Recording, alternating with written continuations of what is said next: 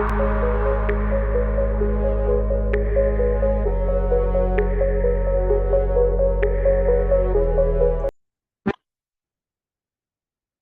আসসালামু আলাইকুম গাইস। তো আজকে আমরা দেখবো যে সিএসএস প্যাডিং কিভাবে কাজ করে।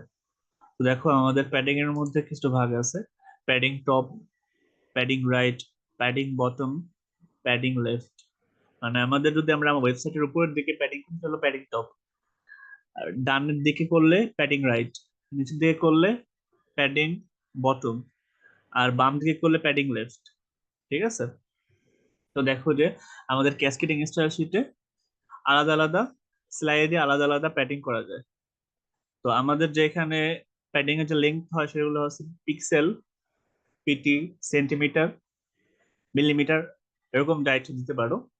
তারপরে হলো স্পেসিফিক প্যাডিং আছে। ঠিক আছে? যে আমাদের একটা উইথ যদি ধরি আমরা 20 সেন্টিমিটার উইথ বা 30 সেন্টিমিটার উইথ, সেক্ষেত্রে আলাদা প্যাডিং করা যাবে।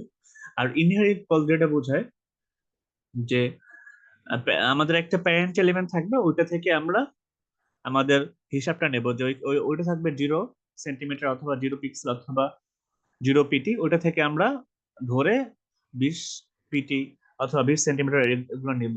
তো এটা হলো প্যাডিং। তো আমাদের সিএসএস এ প্যাডিং খুবই গুরুত্বপূর্ণ আমাদের ওয়েবসাইটের ডিজাইনটাকে ধরে রাখার জন্য। তো আমরা চলো আমাদের কোডে প্যাডিং করে দেখি।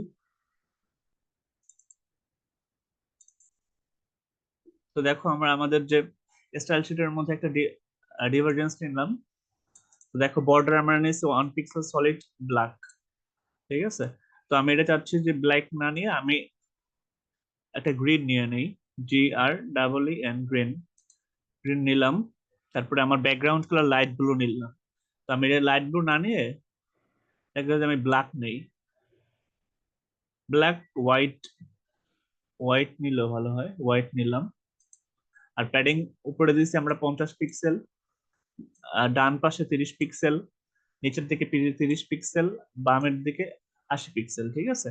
তো এইখানে দেখো যে padding top, padding right, padding bottom, padding left. ঠিক আছে? তো আমরা স্ট্যাচুটের মধ্যে আমাদের একটা ডিভারজেন্স নিছি, সেখানে আমাদের প্যাডিং গুলো বসাই দিচ্ছি। তো আমরা এখন কন্ট্রোল এস দিয়ে সেভ করে দিলাম। তো এখন আমরা আমাদের রান করে দেখাই। ঠিক আছে? চলো আমরা রান করি।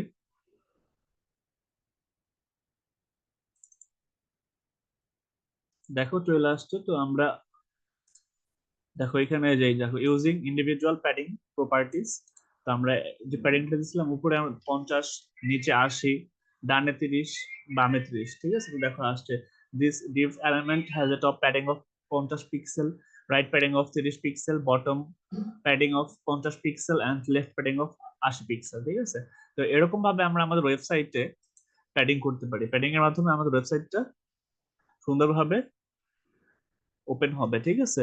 আমাদের মোবাইলে অথবা আমাদের পিসিতে আমরা যখন ওয়েবসাইট রান করব তখন প্যাডিংটা ভালোভাবে দেওয়া থাকলে ভালোভাবে কাজ করবে ওয়েবসাইট, বা সুন্দর দেখাবে ওয়েবসাইটটা।